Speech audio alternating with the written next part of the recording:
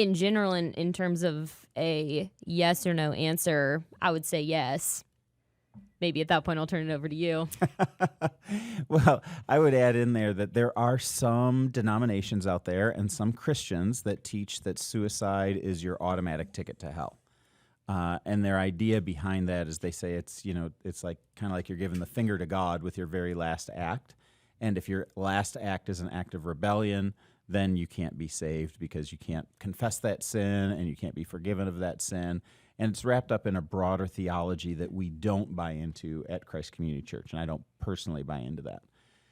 I think that suicide is incredibly complicated, and there's all kinds of reasons, motivations, psychology, brain chemistry, all types of things that go along with that. And I would be slow to be judgmental about the eternal implications of that.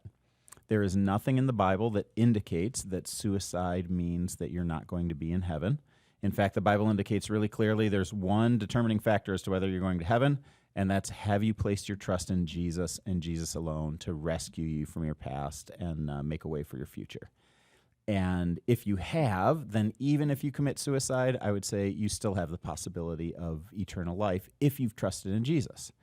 Now, the interesting thing about this is that our hope is, and it doesn't always work this way, but our hope is that you become so transformed by Jesus after saying yes to him that suicide is something you're like, that's not even attractive to me at all because now I have a purpose in life. I have stuff that's going to matter for eternity.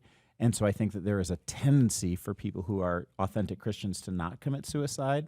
But like I said before, it's complicated. And I think the real question for salvation is, had the person genuinely trusted in Jesus?